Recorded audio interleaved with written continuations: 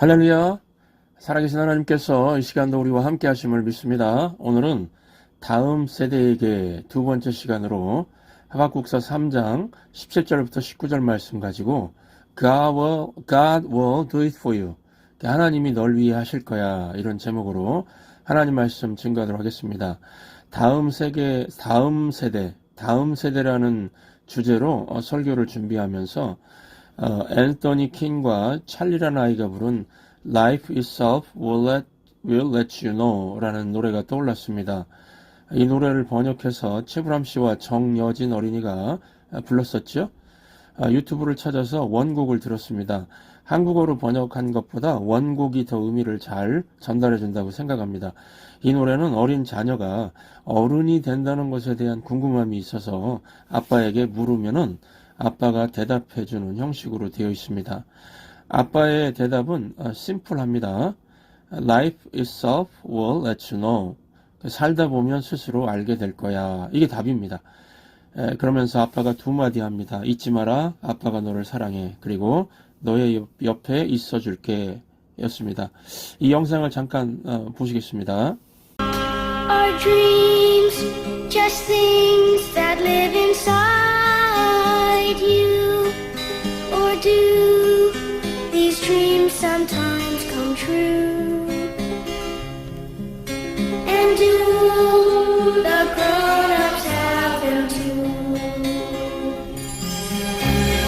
Oh yes, my son. But you're just at the beginning. Just follow your dreams wherever they go. And life itself will let you know.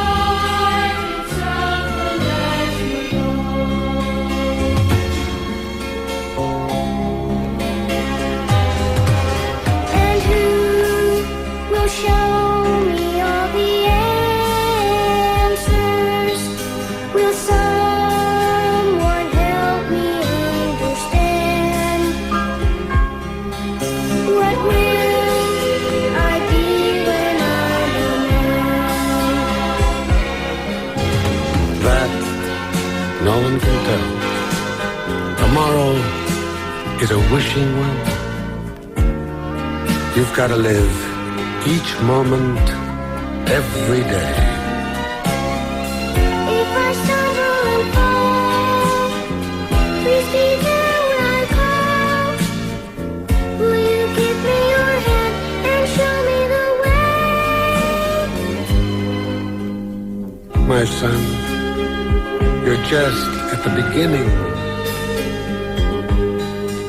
Just follow your dreams wherever they go. And life itself will let you know.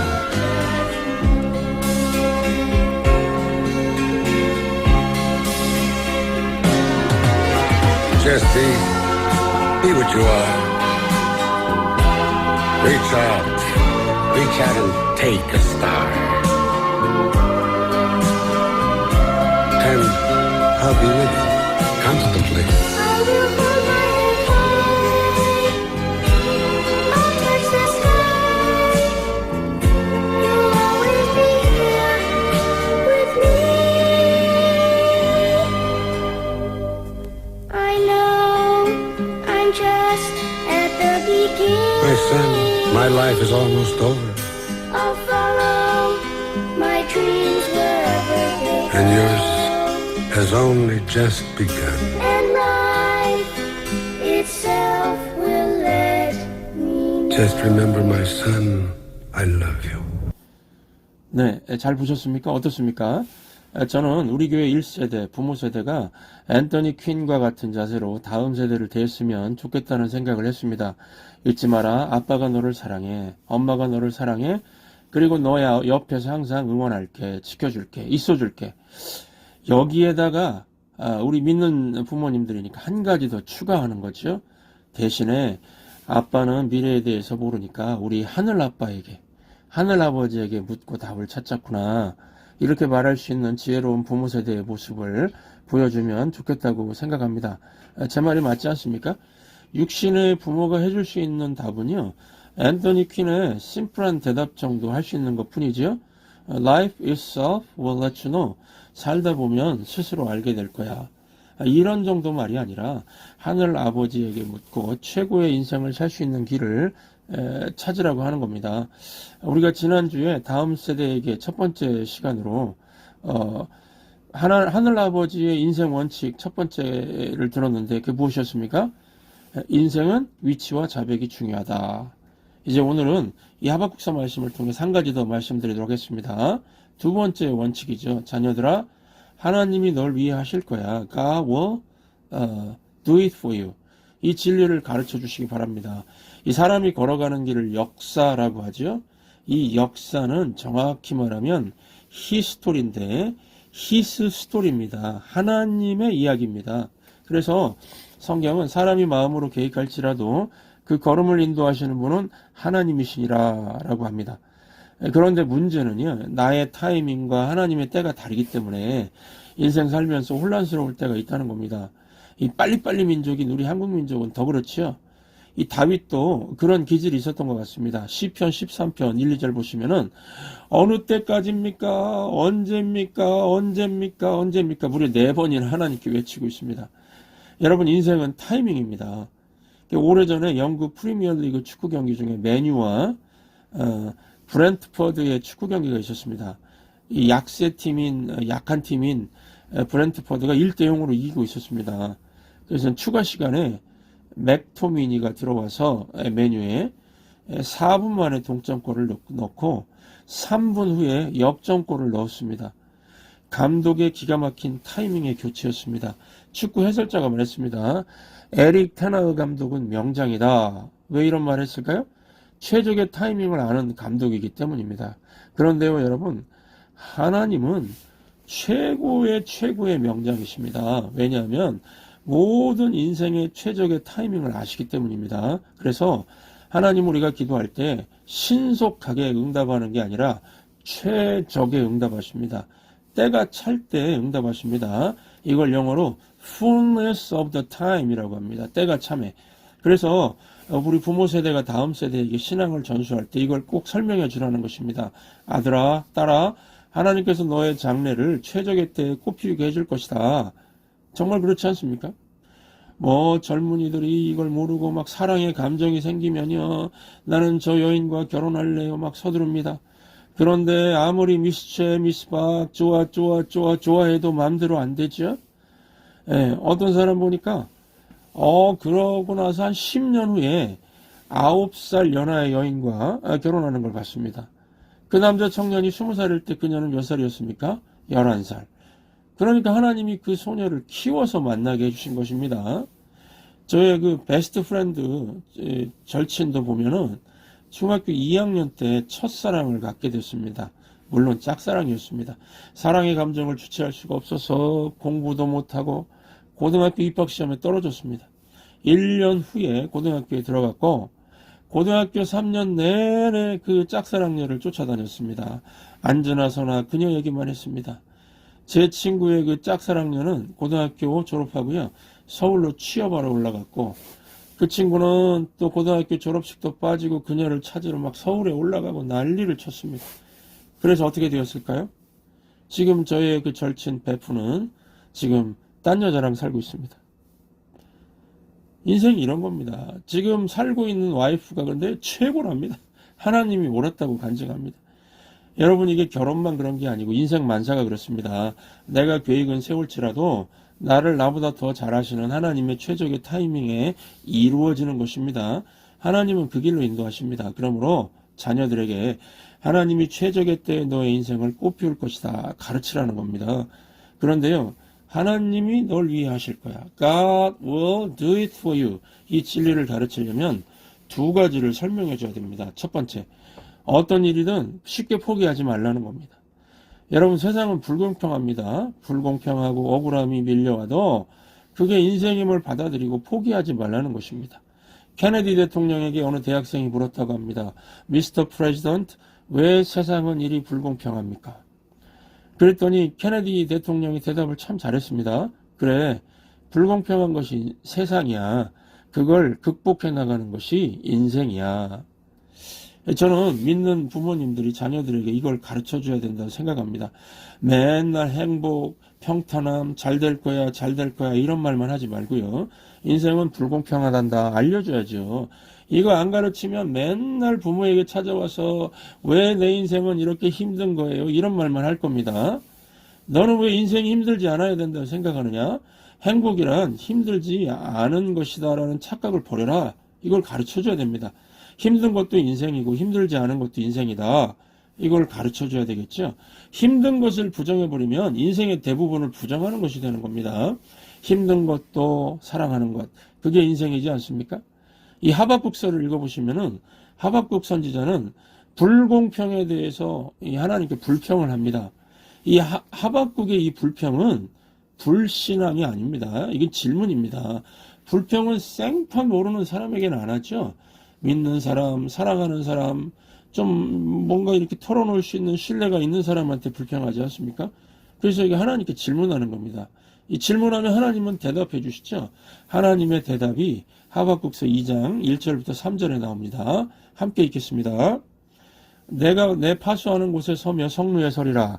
그가 내게 무엇이라 말씀하실는지 기다리고 바라보며 나의 질문에 대하여 어떻게 대답하실는지 보리라 하였더니 여호와께서 내게 대답하여 이르시되 너는 이 묵시를 기록하여 판에 명백히 새기되 달려가면서도 읽을 수 있게 하라. 이 묵시는 정한 때가 있나니 그 종말이 속히 이르겠고 결코 거짓되지 아니하리라. 비록 더딜지라도 기다리라. 지체되지 않고 반드시 응하리라. 무슨 말씀입니까? 요약하면은 말씀 붙들고 기다리라. 정한 때에 이루어진다는 겁니다. 타이밍을 말씀하고 계시죠? 그러면 하나님의 이 대답에 하나님의 백성은 어떻게 반응하고 어떤 길을 걸어가야 될까요? 하박국서 2장 4절 같이 읽겠습니다. 시작. 보라, 의인은 그의 믿음으로 말미암아 살리라.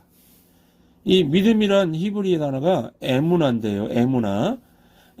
에무가 아니고 에무나입니다.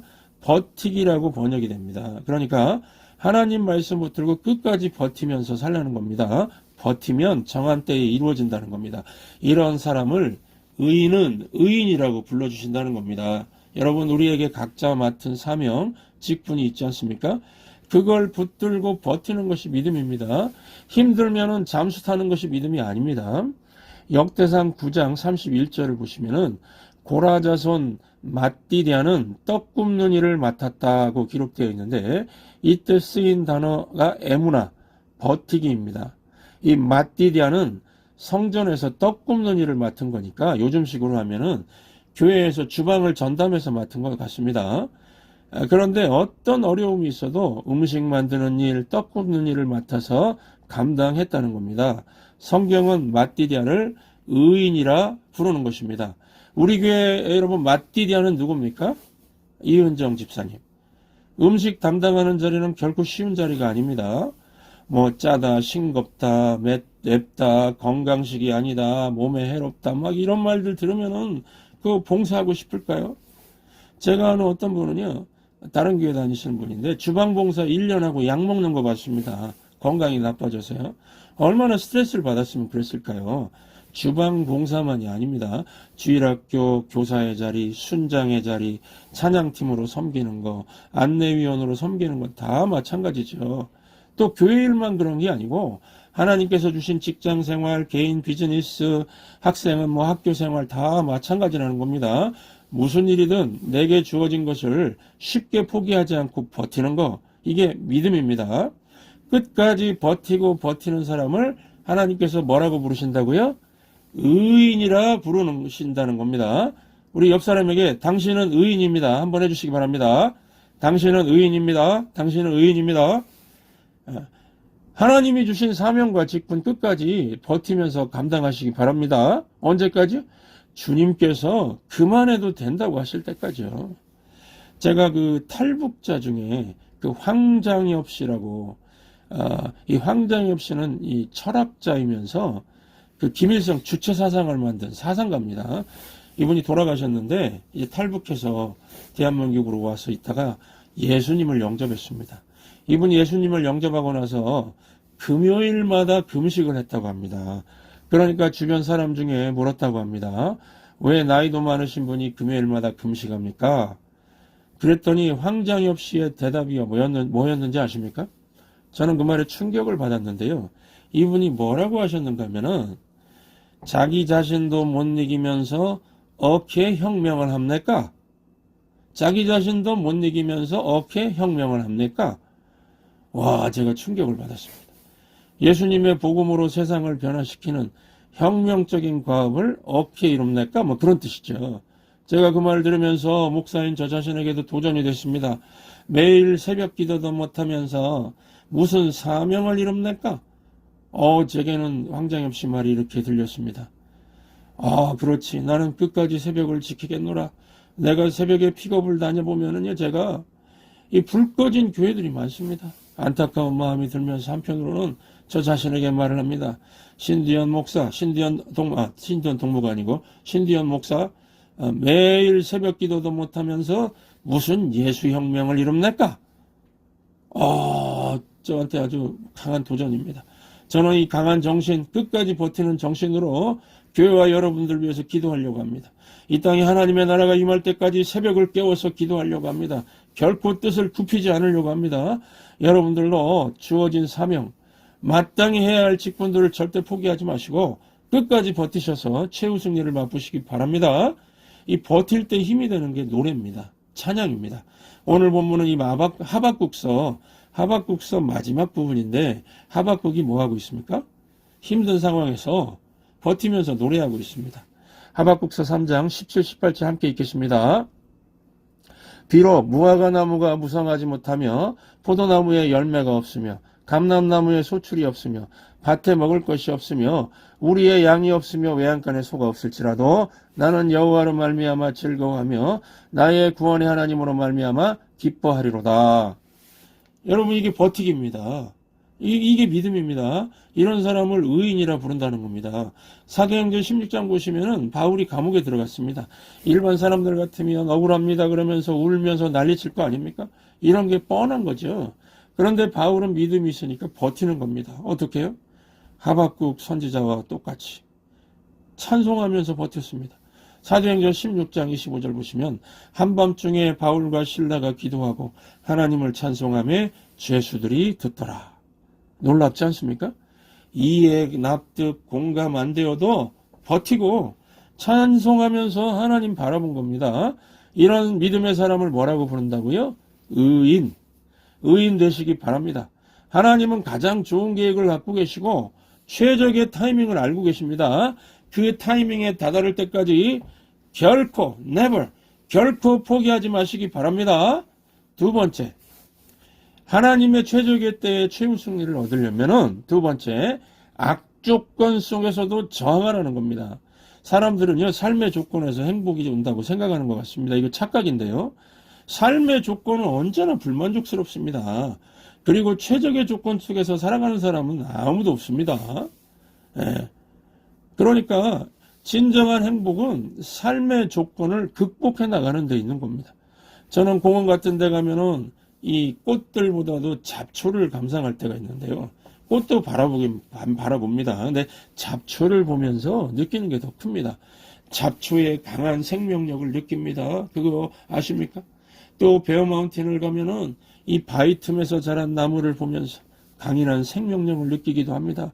여러분, 성도의 삶은 강인한 생명력이 충만한 삶입니다. 왜냐하면은 예수 그리스도의 생명이 내 안에 있거든요. 우리가 예수님을 영접한다는 것은 주인이 바뀌는 것이라고 말씀드렸죠. 내 안에 예수님이 살아계십니다. 갈라디아서 2장 20절 함께 읽겠습니다. 내가 그리스도와 함께 십자가에 못 박혔나니 그런즉 이제는 내가 사는 것이 아니오 오직 내 안에 그리스도께서 사시는 것이라. 이제 내가 육체 가운데 사는 것은 나를 사랑하사 나를 위하여 자기 자신을 버리신 하나님의 아들을 믿는 믿음 안에서 사는 것이라. 믿음은 주인이 바뀌는 것입니다. 예수님이 나를 주관하는 것입니다. 그래서 강한 생명력이 있는 삶을 살 수가 있습니다. 죽음을 이기는 부활의 능력이 내 안에서 역사하는 겁니다. 저는요, 예수님과 제가 이렇게 연합되었다는 걸 느낄 때마다 강한 생명력을 느낍니다. 마치 마가복음 14장 42절에 예수님의 모습이 제 안에서 막 뿜어져 나오는 것 같습니다. 이 말씀 함께 읽겠습니다. 일어나라, 함께 가자. 보라, 나를 파는 자가 가까이 왔느니라. 여러분, 이 구절을 영어로 제가 실감나게 읽어드리겠습니다. Rise, let us go. Here comes my betrayer. 예. Rise, 느낌표 보이시죠? Let us go, 느낌표. Here comes my betrayer, 느낌표. 예수님을 잡아서 죽이려고 하는 사람들 향해서 얼마나 담대합니까? 지금 예수님의 생기가 느껴지지요? 느낌표, 느낌표, 느낌표. 겁먹고 쫄아드는 게 아니라 강한 생명력으로 저항하고 있는 겁니다. 그랬더니 잡으러 왔던 사람들이 무릎을 꿇고 벌벌 떨었습니다. 우리 크리스천들도요, 이런 생명력 넘치는 느낌표를 갖고 살아야 된다는 겁니다. 예수님이 내 안에 살아계신다면서요. 길지 않는 인생인데 평생 조건 바꾸는 싸움을 하는 사람들이 많습니다. 뭐 잘생긴 사람을 만나면, 뭐 돈 많은 사람을 만나면, 뭐 또 힘 있는 사람을 만나면 행복할 것이라고 생각합니다. 여러분, 조건이 생명을 주는 것이 아닙니다. 조건이 생명을 준다는 신기루를 따라가는 인생은 새로운 조건의 자리를 향해서 움직입니다. 결국에는 아무 열매도 거두지 못하고 후회하는 마음으로 인생을 마무리할 수밖에 없습니다. 조건이 행복을 주는 것이라면 솔로몬보다 더 행복한 사람은 없을 겁니다. 없었을 겁니다. 그런데 솔로몬의 마지막 인생 고백이 무엇이었습니까? 헛되다는 것이었습니다. 자기의 심정을 한마디로 묘사한 거는요, 피곤하다는 거였습니다. 인생이 피곤하고 지치고 헛되고. 그러므로 우리 부모 세대는 악조건을 즐기는 모습을 자녀 세대에게 보여주시기 바랍니다. 돈 없다고요? 뭐 나이 들어서 이제 돈 없다고 아쉬운 소리 하지 마시기 바랍니다. 뭐 모기 소리로 얘들아 이리 와라, 라면이나 끓여 먹자. 아니 고기 못 먹고 라면 먹으면 어떻습니까? 얘들아, 느낌표. Come here, come. 느낌표. 라면 먹자. 느낌표. 예, 우리 생기 있게 사셔야죠. 또 뭐 몸이 이곳저곳 아프다고 나약한 모습 보이지 마십시오. 몸이 아파서 못해 이런 게 아니고요. 얘들아, 느낌표. 내가 아프다. 느낌표. 아파도 새벽을 깨워 기도한단다. 느낌표. 앉아있지 못하면 내가 누워서라도 기도한다. 느낌표. 온 몸이 마비되고 입만 움직일 수 있어도 나는 기도할 것이다. 느낌표. I will pray. 여러분, 악조건이면은 더 저항하면서 생명력 있는 모습을 보여주시지 않습니까? 여기 계신 우리 부모님 세대, 오늘 설교의 대지는 좀 암송하시면 좋겠습니다. God will do it for you. 하나님이 너를 위해 하실 것이다. 그러므로 두 가지, 결코 포기하지 말라. 버티라. 또 악조건 속에서도 저항하라. 이거 가르치실 수 있으시겠죠? 이거 남은 인생 자녀들을 위해서 하늘아버지께서 주신 이 진리의 말씀 잘 가르쳐서 자녀 세대가 위대한 인생 살 수 있도록 도와주시는 그런 저와 여러분들 되시기를 주의 이름으로 축원합니다.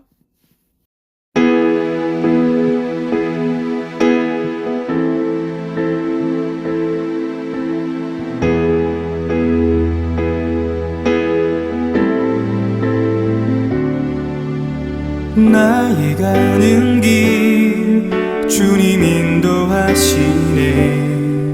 그는 보이지 않아도 날 위해 일하시네. 주 나의 인도자 항상 함께 하시네. 사랑과 힘 베푸시며 인도하시네. 인도하시네.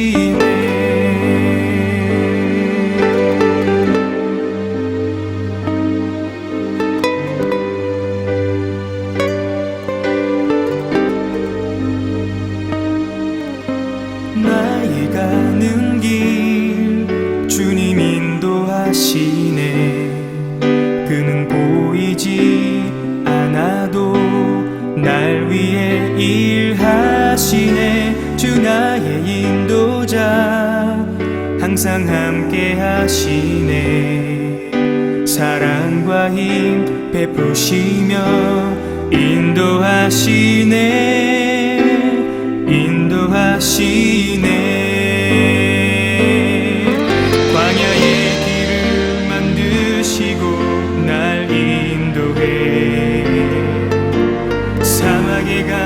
만드신 것 보라. 하늘과 땅 변해도 주의 말씀 영원히 내 삶 속에 새 일을 행하리.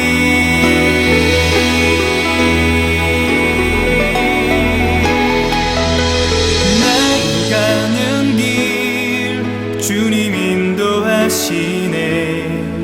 그는 보이지 않아도 날 위해 일하시네. 주 나의 인도자 항상 함께 하시네. 사랑과 힘 베푸시며 인도하시네.